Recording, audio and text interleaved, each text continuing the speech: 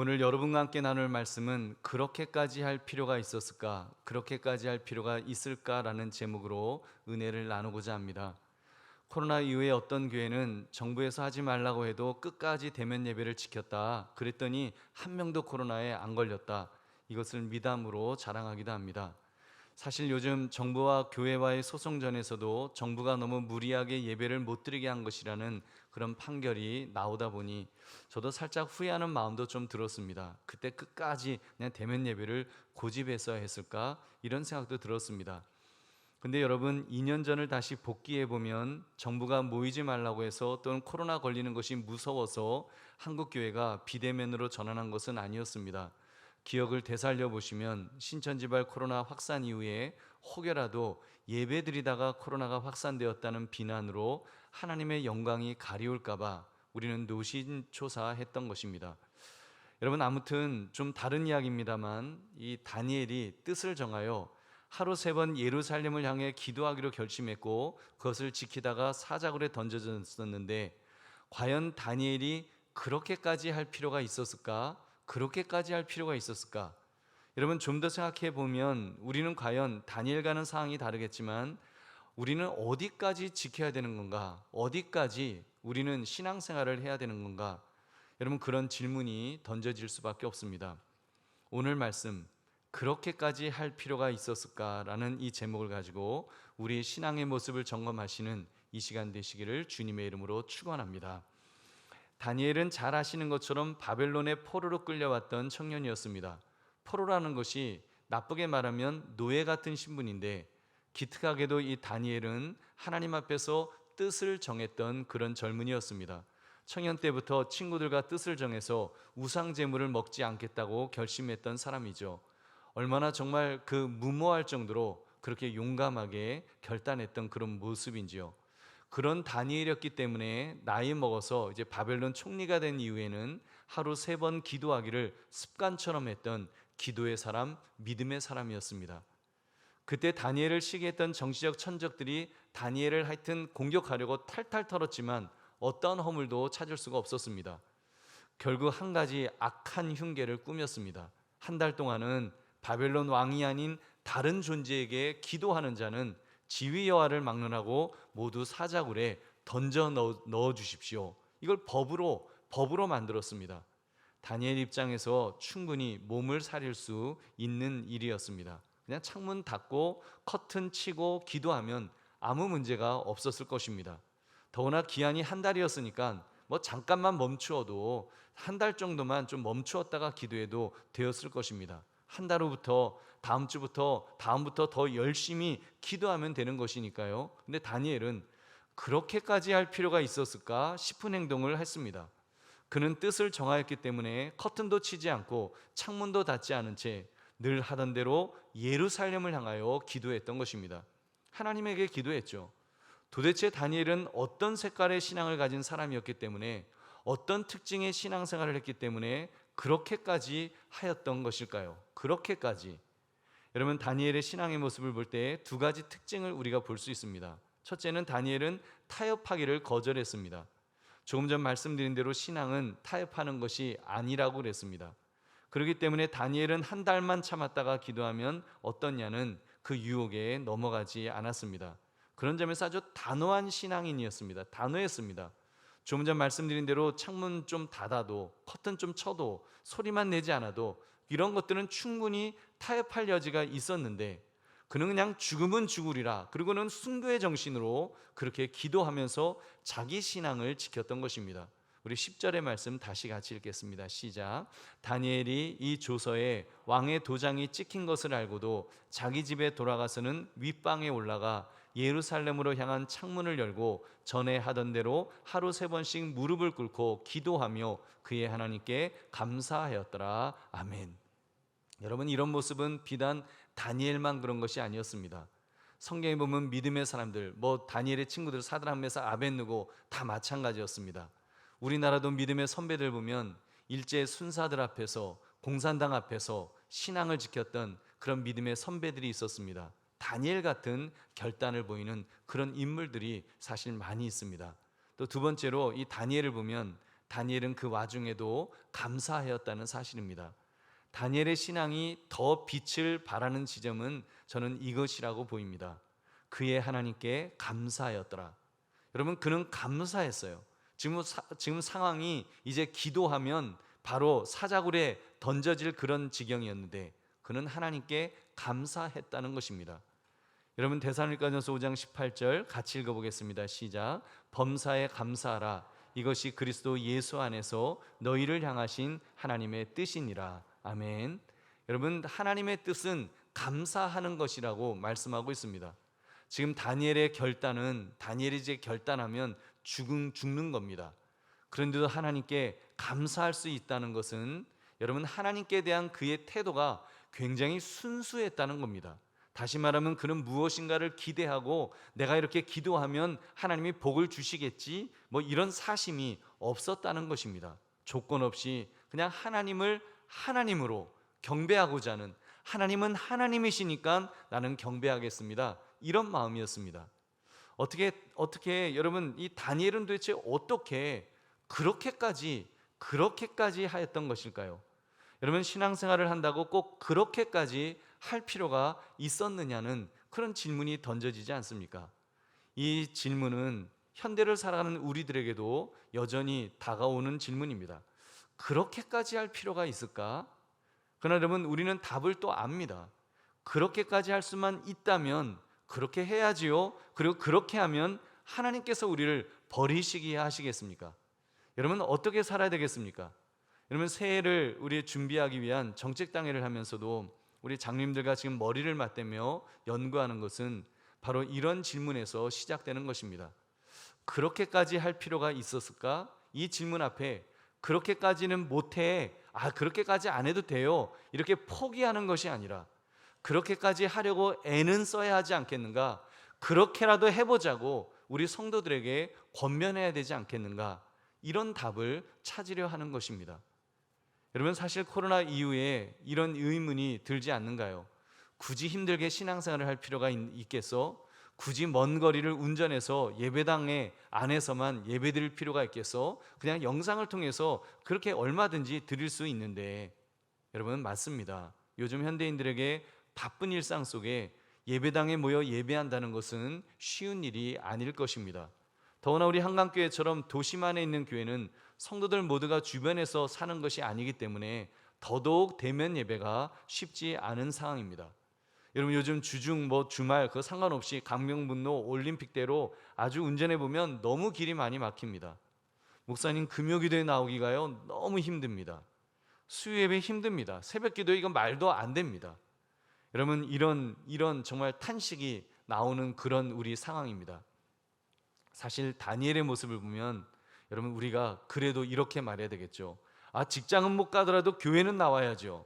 금요기도에 와서 기도하세요. 수요예배 빠지지 마세요. 새벽기도에 매일 나오세요.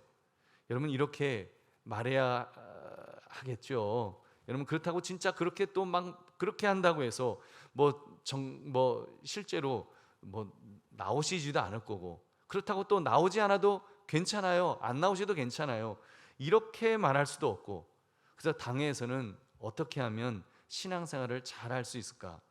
나름대로 신앙의 원칙을 나가려고 애를 쓰는 것입니다. 여러분, 세 가지를 한번 생각해 봅시다. 첫째, 우리 타협을 생활화하지는 맙시다. 타협을 생활화하지는 맙시다. 사실 우리도 다니엘처럼 변명거리가 많이 있습니다. 더구나 우리는 다니엘만큼 믿음이 큰 사람도 아니니까 좀 타협해도 되겠죠. 하나님, 저는 다니엘이 아닌데요, 그런데 제가 처한 현실이 너무 힘든 것 하나님 잘 아시잖아요. 이런 상황에서 제가 어떻게 그렇게 다 할 수 있습니까? 여러분, 당장 한강교회 교우들 중 절반 이상이 멀리 떨어진 곳에서 그렇게 사십니다. 상계동, 일산, 안양, 인천, 용인, 분당, 이건 별로 먼 것도 아니고요. 충청도쯤 돼야지, 강원도 태백쯤 돼야지 물리적으로 정말 좀 멀리 사시는구나, 이럴 정도로 우리 굉장히 멀리 삽니다. 여러분, 그렇기 때문에 주일 예배 좀 안 나오면 어때요? 우리가 그렇게 말해도 될까요? 아니면 그냥 주일 예배만 드리면 할 일 다 하신 거예요, 그렇게 또 우리가 해도 될까요? 그렇지 않잖아요. 교회 또 가까이 있으면서 또 그 새벽 기도까지 그렇게 또 다니시는, 그렇게 신앙생활 하시는 분들도 있는데, 이게 굉장히 딜레마인 겁니다. 여러분, 어떻게 해서든 그렇게까지 할 필요가 있을까라는 질문에 그렇게까지라도 할 수 있는 한은 해야지라고 대답해야 할 것입니다. 왜요? 여러분, 왜요? 그래야지 우리의 신앙이 자라니까요. 우리의 신앙이 더 믿음의 큰 사람이 되려고 한다면, 우리가 정말 신앙, 이 세상 속에서 세상의 그런 어떤 공격과 세상의 유혹에 우리가 넘어가지 않고 우리가 든든히 믿음의 사람으로 서려면, 우리가 사실 주일 예배 한 번 예배 드리는 것으로 우리가 감당하기가 쉽지 않습니다. 여러분, 그런 점에서 우리가 더 모이기를 힘쓰고 그렇게 해야 되겠죠. 여러분, 다니엘의 신앙생활도 그렇게까지라도 할 수 있는 한 최선을 다했다고 그게 보여질 뿐입니다. 여러분, 다니엘은 완벽한 믿음의 사람으로 할 일을 다 했던 것일까요? 여러분, 그 하루 3번 그 사자굴에 던져질지라도 나 기도하겠다, 이거 지켰으니까 그는 할 일을 다 한 것일까요? 제가 볼 때는 아니라고 보입니다. 왜요? 원래 유대인은 하나님 앞에 1년에 몇 번씩 절기를 지켜야 되거든요. 제사를 지내는 것은 기본 중에 기본이었습니다. 그에게는 하나님의 말씀 모세오경도 없었습니다. 제사장은 어떻게 생겼는지 아마 그의 인생에 구경도 못 해봤을 것입니다. 포로로 끌려갔기 때문에 원천적으로 불가능한 상황에 그는 처해 있었던 것입니다. 여러분, 그렇다고 그가 다 포기하지 않았습니다. 뭐 어쩔 수 없이 난 포로니까 난 그냥 멋대로 살 거야, 그러지 않았습니다. 자기가 처한 현실에서 원칙을 세웠던 것입니다. 내가 포로로 된 처지에서 내가 할 수 있는 것이, 내가 하나님 앞에서 어떻게 사는 것이 바른 삶일까? 그리고 원칙을 세운 거예요. 나는 적어도 우상에게 바쳐졌던 음식은 먹지 않겠어. 그를 젊어서부터 뜻을 정하고 그는 그렇게 살았습니다. 하루 3번 예루살렘을 향하여 나는 기도하겠다. 다니엘은 그걸 다니엘이 세운 원칙이었습니다. 성경에 그렇게 되어 있는 게 아니에요. 여러분, 다니엘이 세운 원칙으로 나는 하루 3번 예루살렘을 향하여 기도하겠다고 하는 그 원칙을 지키기 위해서 사자굴의 위험도 그렇게 불사했던 것입니다. 여러분, 그렇다면 우리도 다니엘 정도는 아니더라도 그 나름 원칙을 세워야 하지 않겠습니까? 우리가 어떻게 하나님 앞에서 완벽한 신앙생활을 할 수가 있겠습니까? 우리가 어떻게 정말 타협 없는 신앙생활을 하고 있다고 자부할 수가 있겠습니까? 우리 나름대로 우리의 삶에서 우리가 하나님 앞에 할 수 있는 것은 원칙으로 세우고 그것을 지키기 위해 애쓰는 것이 필요하지 않겠냐는 것입니다. 그래서 당회에서는 이런 현실적인 원칙도 논의 중에 있습니다. 원칙은 과거 믿음의 선배들은 주일 대예배뿐 아니라 오후 예배, 수요예배, 금요기도회, 새벽기도회까지 다 드리면서 그렇게 신앙생활을 했는데, 그럼 우리는 어떻게 해야 하는가? 여러분, 현대인 요즘은 바쁘니까 안 해도 된다? 글쎄요, 저는 목사로서 특히 현대인들에게 필요한 것이 있다면, 여러분, 적어도 자기가 출석하는 교회에서 선포되는 말씀은 빠짐없이 들어야 된다고 믿습니다. 여러분, 홍수 속에 마실 물을 찾기가 어렵다고, 사실 좋은 내용의 설교 말씀은 너무나도 많습니다. 인터넷 보면, 검색해보면, 유튜브 보면, TV 보면 좋은 내용의 설교 말씀 차고 넘칩니다. 여러분, 그렇지만 정말로 나에게 필요한 말씀으로 다가올 수가 있을까요? 여러분, 저는 아니라고 봅니다. 그 말씀은요, 하나님께서 다른 교회 교우들에게 주신 말씀일 것입니다. 여러분, 나에게 주신 말씀은 내가 출석하는 교회, 여러분 한강교회 강단을 통해서 여러분 말씀이 선포되는 줄 믿으시기 바랍니다. 그래서 여러분, 가급적 여러분 예배를 우리 교회에서 드려지는 이 예배의 말씀, 하나님의 말씀을 여러분 경청하시고 듣는 그 길들을 찾아야 될 것입니다. 여러분, 그래서 적어도 새벽 기도회 같은 경우는 우리가 올 수 없으니까, 여러분, 그러면 가까운 교회라도 가셔서 또 그 교회에서 내가 그렇게 새벽마다 그 새벽잔을 쌓는다면 하나님은 그곳에서 또 나에게 주시는 말씀을 분명히 주실 줄로 믿습니다. 여러분, 아무튼 그렇게 해서 정말 하나님의 말씀, 내게 주시는 하나님의 말씀을 우리가 경청하는 것이 얼마나 중요한지요. 그러므로 우리 한강교회 교인이라면 여러분, 일주일에 한 번은 예배당에서 함께 우리가 예배드리는 것은 너무나도 중요합니다. 피치 못하여 불참하는 분들은 할 수 없겠지만 주일 예배 참석은 여러분 삶의 원칙으로 세우시기를 주님의 이름으로 축원합니다. 여러분 매주 주일 예배 드린다고 해서 여러분 죽지 않습니다. 망하지 않습니다. 용기 내어 결단하시기를 다시 한번 주님의 이름으로 축원합니다. 그리고 오후 예배, 수요 예배, 금요 기도회, 새벽 기도회도 성경 말씀을 가까이 하고 배우기 위해서 모두 참석해야겠지만 여러분 현실적으로 어려우니까 그럼 여러분 영상을 통해서라도 드리도록 하면 어떻겠습니까? 여러분 물론 새벽 기도회 또 가까운 교회, 여러분 좋은 교회 가서 예배 드리신 것도 좋습니다. 여러분 그러나 또 그것도 힘들다면 영상 예배를 통해서라도 우리가 함께 예배를 드리는 것은 굉장히 중요하다고 봅니다. 실제로 여러분 지금 코로나로 인해서 그 줌을 통한 화상회의 기술 보급이 한 10년이 앞당겨졌다고 하는 그런 좋은 결과도 있습니다. 그러니까 코로나 때문에 오히려 줌이라든지 영상이라든지 이런 것들은 10년 이상 그 기술이 보통 사람들에게도 다 할 수 있는 그런 기술이 되었습니다. 여러분 우리 한국 교회가 코로나로 인해서 영상, 미디어 이쪽에 굉장히 많이 집중하게 되면서 또 오히려 우리 부목사님이나 이런 분들은 일이 오히려 가중되었다고 하는 그런 통계도 이렇게 제가 읽었습니다.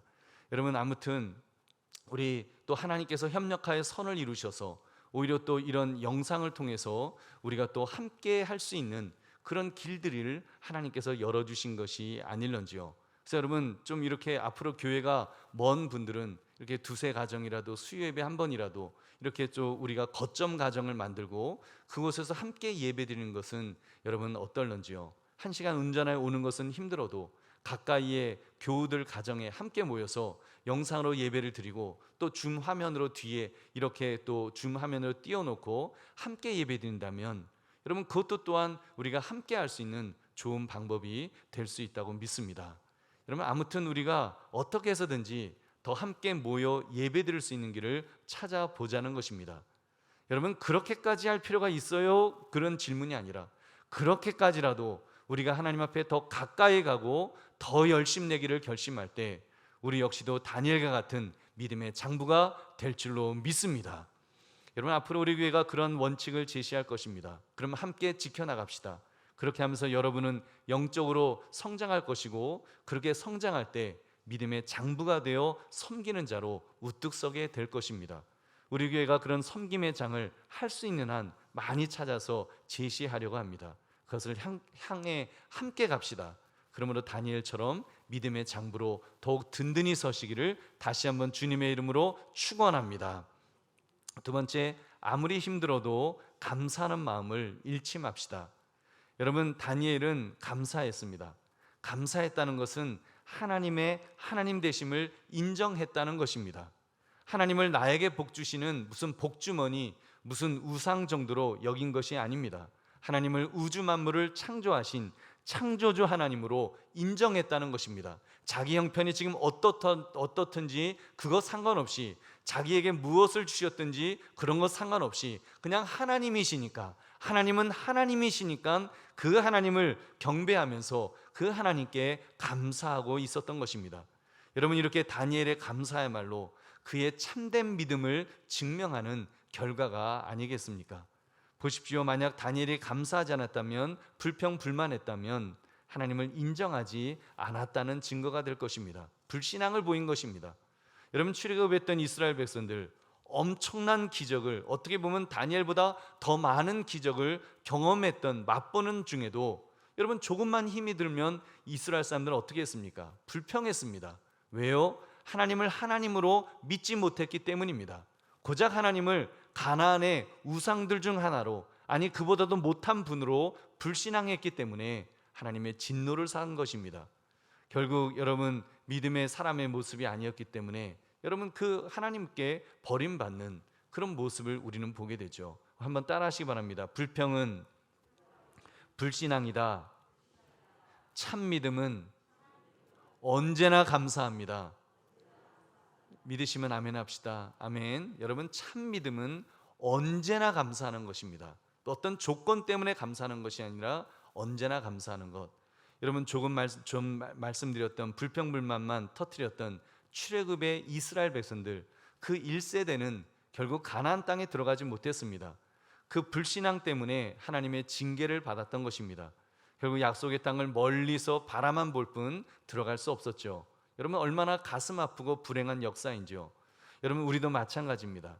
우리도 한번 나는 그럼 감사하고 있는지. 여러분, 어제가 추석이었는데 여러분 마음속에는 감사가 충만하셨습니까? 여러분, 정말 마음속에 너무 행복했어. 어제 정말 추석이었는데 너무너무 좋았어. 너무 행복했어. 여러분, 그런 마음이셨는가요? 아니면 이런저런 이유로 불평불만이 혹시는 더 많지는 않으셨는지요?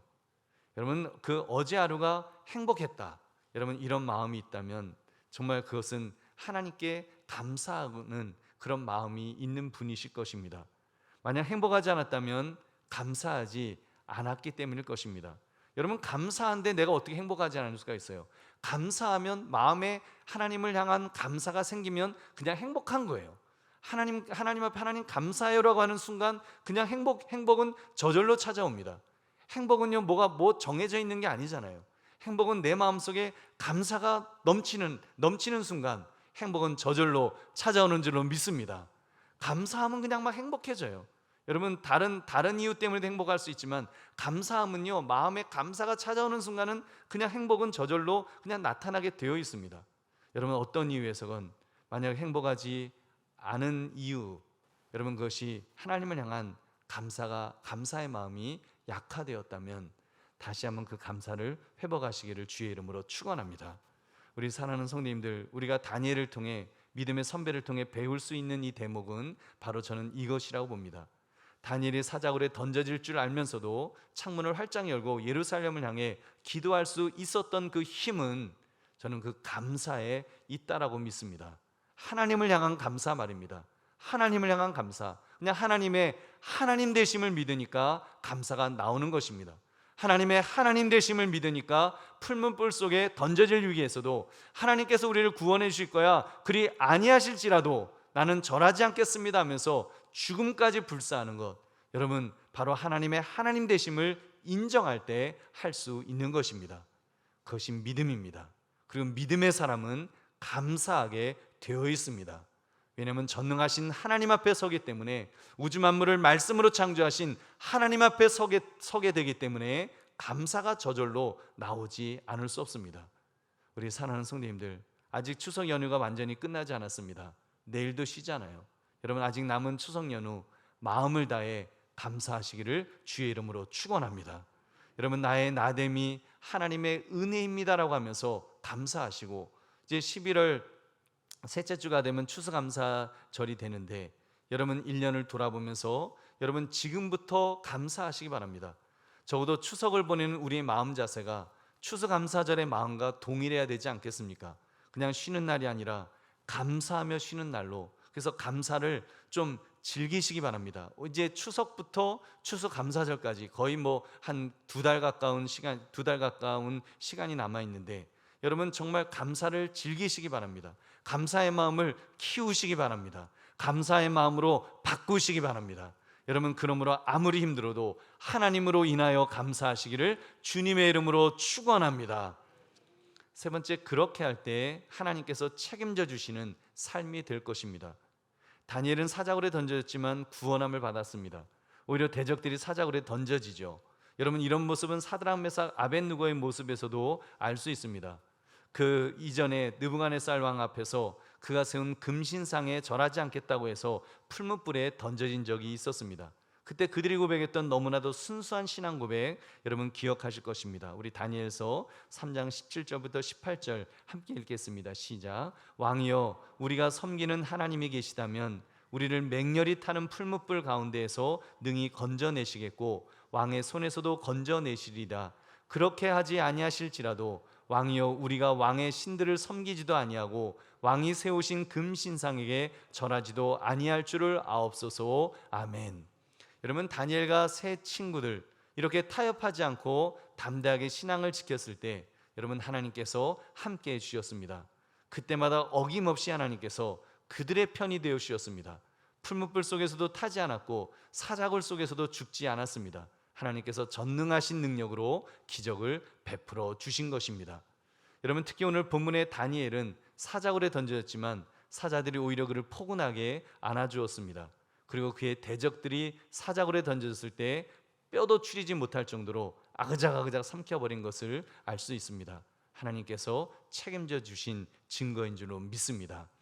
여러분, 그렇다면 다니엘을 구원하신 하나님께서 저와 여러분의 삶을 책임져 주지 않으시겠습니까? 책임져 주신다니까요. 설령 여러분 삶 속에 힘들고 어려운 일을 만나더라도 여러분 기대하시기 바랍니다. 정말 어려운 일이 찾아왔을 때 이거 어떻게 하지? 두려워하지 마시고 어려운 일을 만났을 때 하나님을 바라보십시오. 전능하신 하나님을 바라보시고 그 하나님을 의지하십시오. 그 전능하신 하나님께서 나에게 또 어떤 좋은 것을 주시려고 하시는지 기대해 보십시오. 하나님은 틀림없이 우리를 붙들어 주실 줄로 믿습니다. 하나님이 붙들어 주십니다. 여러분, 특히 우리 한강교회 여러분 책임져 주실 것입니다. 저는 책임져 주실 줄로 믿습니다. 당장 우리 교회가 재개발 속에서 이제 이 자리를 비워줘야 되고 임시 예배처소를 찾아서 이제 찾아야 되고 그런 큰 변화 속에 던져질 것입니다. 성도들 중에는 우리 교회 반타작 날지도 모른다 이런 염려하는 소리도 있습니다. 여러분, 그러나 너무 염려하지 마십시다. 저는 오히려 이런 위기가 있기에 어쩌면 교회가 건축 문제로 이제 건축하게 될까봐 여러분 더 하나님은 더 우리에게 은혜를 주신다라고 하는 그런 생각을 가집니다. 그래서 그 내년도 표어를 예수 이야기로 가득한 교회라는 그런 표어를 가지고 새해를 시작하려고 합니다. 왜냐하면 교회가 너무 이렇게 행정적이고 그런 일로 골머리를 썩고 있으면 안 되니까요. 우리 장로님들 보니까 좀 불쌍하다는 마음이 제가 들었습니다. 왜냐하면 장로님들끼리 모여도 모이면은요 늘 교회 행정적인 일로 회의해야 되고 결정해야 되고 그러다 보면 의견이 서로 안 맞으면 또 서로 이렇게 좀 아무래도 다툼도 생기고 그러니까 상처만 입는 거예요. 서로 축복해주고 서로 같이 즐거워하고 그런 시간은 없고 정말 회의하느라고 회의에 빠지는 거예요. 그래서 정말 하나님 그 내년도 우리 표어를 예수 이야기로 가득한 교회. 그래서 우리 서로 만나면 우리 성도들 만나면 회의하지 말고 회의하다가 회의에 빠지지 말고 정말 예수님 이야기할 수 있는, 그래서 예수님 이야기로 가득한 그런 교회가 되어야 되겠다, 이런 그 절박한 마음이 생겼습니다. 여러분, 그러면 얼마나 좋을까요? 오히려 교회 건축 이런 것 때문에 긴장할 때 교회 이제 어떻게 하지 이런 걸로 긴장할 때 오히려 우리가 만나면 그 의식적으로 예수님 이야기를 하면서 내가 은혜 받았던 이야기하고 정말 주중에 내가 받았던 은혜를 서로 이야기하는 그런 교회가 될 수 있다면 여러분, 하나님께서 더 큰 은혜를 부어주실 줄로 믿습니다. 여러분, 장로님들과 여러분의 개인적인 신앙 성장을 위해서 연구를 많이 할 것입니다. 교회를 위한 성도가 아니라 정말 여러분이 곧 교회이기 때문에 여러분의 영적 성장을 위한 방법을 열심히 찾을 것입니다. 그래서 여러분, 주일 오후 예배를 강화할 것은 강화하고 또 바꿔야 될 것이 있으면 바꿀 수 있는 그런 길을 찾아 나갈 것입니다. 당장 소그룹 성경 공부방을 많이 만들려고 합니다. 여러분, 수요 예배도 지금 기독교 강요 세미나를 하는 것처럼 무엇인가 좀 더 구체적인 주제가 분명한 말씀으로 또 우리 성도님들에게 직접적으로 필요한 말씀으로 그렇게 강화시키려고 이렇게 준비해 나가고 있습니다. 필요하다면 외부에 또 훌륭한 그런 강사님들 모시고 성경을 배울 수 있는 그런 기회도 이렇게 생각하고 있습니다. 아무튼 여러분, 맞춤형 소그룹 성경 공부를 더 강화하려고 합니다. 저는 하나님께서 우리 교회에 오히려 더 그런 큰 은혜를 부어 주실 줄로 믿습니다. 여러분, 아마 여러분 아시는 것처럼 우리 교회 이제 관리 집사님을 모시려고 하다가 굉장히 모시는데 이렇게 사례비도 잘 안 맞고 하여튼 여러 가지 조건에서 그 모시기가 굉장히 참 어렵다는 거 이렇게 많이 들으셨을 것입니다. 그래서 결국은 못 모셨어요. 그럼 교회 관리가 제대로 안 될까요? 여러분, 그 염려하실 필요 없어요. 제가 보기에는 오히려 더 잘 되는 것 같아요. 오히려 전화위복이라고, 여러분, 오히려 그걸 통해서 우리 성도님들이 더 주인의식을 갖게 되고 저부터도 더 주인의식을 갖고 주인의식이 아니라 이제 떨어진 거 있으면 내가 주워야지, 이제 주술 사람이 없으니까 내가 죽게 되고, 여러분, 그게 교회 사랑하는 마음이고 그게 섬기는 예수 믿는 사람의 여러분 바람직한 모습 아니겠습니까? 누군가를 세워놨기 때문에 누군가에게 당신은 청소하는 사람이야, 그리고 나는 버리는 사람이야, 여러분, 그거는 섬기는 자의 모습이 아니죠. 오히려 관리사님이 안 계시기 때문에 우리가 더 섬기는 자의 모습으로 우리가 그렇게 살아갈 수 있다면 하나님께서 더 큰 은혜를 부어 주실 줄로 믿습니다. 여러분, 그래서 우리가 오히려 이렇게 그 전화위복이라고 우리 풀타임 부목사님으로 이제 이성준 목사님을 한 분을 더 세웠습니다. 물론 교회 청소는 외부 용역으로 맡겼습니다. 그 덕에 여러분, 우리가 소그룹 성경 공부를 강화하고 여러분을 영적으로 섬길 수 있는 그런 인력풀이 더 이렇게 강화된 것입니다. 여러분, 그래서 어디 가서 이렇게 그 부목사님 세 분이야 이렇게 좀 자랑하십시오. 자랑할 만합니다. 왜냐하면 여러분, 부목사님이 세 분이라는 것은 그만큼 여러분이 영적 섬김을 더 받을 수 있는 그런 기회가 생겼기 때문입니다.